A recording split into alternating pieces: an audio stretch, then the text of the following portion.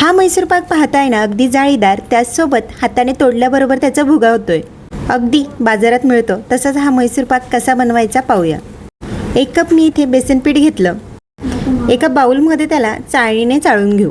बेसन पीठ विकतचं असो किंवा घरचं कुठलंही असलं तरी त्याला चाळूनच घ्यायचं, म्हणजे हे बेसन पीठ अगदी हलकं होतं. यामुळे देखील मैसूर पाकाला जाळी पडायला मदत होते. ज्या कपने आपण पीठ मोजून घेतलं त्याच कपने मी इथे 1 कपला थोडंसं कमी तेल घेतलं. कमी का घेतलं तर त्यामध्ये मी 3 मोठे चमचे भरून साजूक तूप घालते. मार्केटमध्ये मिळणाऱ्या मैसूर पाकामध्ये संपूर्णपणे तूप वापरलेलं असतं, पण तेलाचा जो मैसूर पाक असतो त्याला जाळी छान पडते. अर्धा कप तेल मी आता या पिठामध्ये टाकून घेतलं. राहिलेला आपण पुढे वापरणार आहोत. हे पीठ आणि तेल छान एकजीव करून घेऊ. पिठामध्ये अजिबात गुठळ्या राहू द्यायच्या नाही, अगदी याची स्लरी तयार झाली पाहिजे.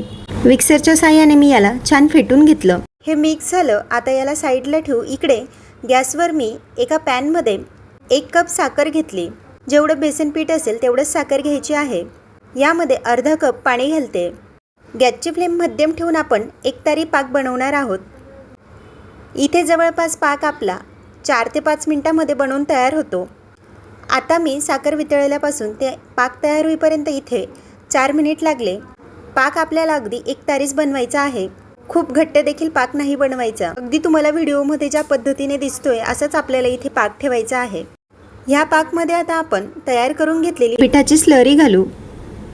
थोडी थोडी करून आपण संपूर्ण पिठाची जी स्लरी तयार केलेली आहे ती टाकून घ्यायची आहे. गॅसची फ्लेम मध्यमच आहे.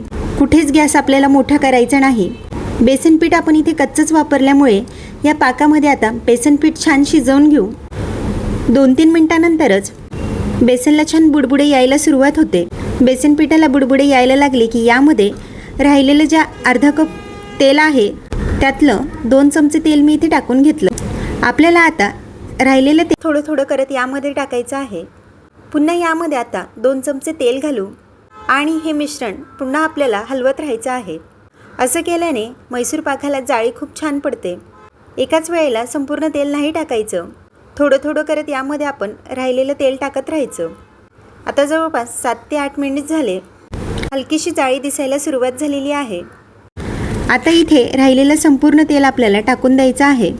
पीठ घट्टसर दिसायला लागलं, त्याला हलकीशी जाळी दिसायला लागली की राहिलेलं सगळं तेल आपल्याला या मिश्रणामध्ये टाकून द्यायचं आहे. अजून देखील हे मिश्रण मैसूर पाकासाठी परफेक्ट तयार झालेलं नाही आहे. अजून आपण याला शिजवून घेऊ. बेसन पीठ जसं जसं शिजत येतं तसं तसं जेवढं तेल टाकलेलं असतं ते साईडला सोडायला सुरुवात करतं. या स्टेजला समजायचं की पीठ छान भाजत आलेलं आहे. जवळपास मला इथे 12 ते 13 मिनटं लागले. घट्टसर असा गोळा तयार झाला. जास्त वेळ न वाया घालता आता लगेचच आपण एका टीनमध्ये याला काढून घेऊ. मिश्रण चमच्याने फक्त सेट करायचं, जास्त दाब द्यायचा नाही, नाहीतर मैसूर पाकाला जी जाळी आहे ती पडत नाही.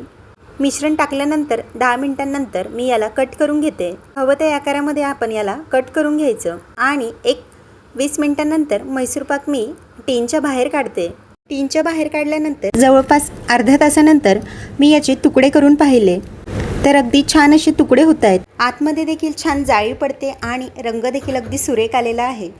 अगदी मार्केटमध्ये मिळतो तसाच हा आपला हलवाई स्टाईल मैसूर पाक बनवून तयार आहे. हाताने दाबल्याबरोबर एकदम चुरा होतो आणि तोंडात टाकल्याबरोबर अगदी विरघळतो.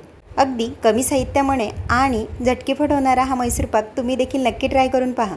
पुन्हा भेटूया अशाच एका नवीन रेसिपीसोबत.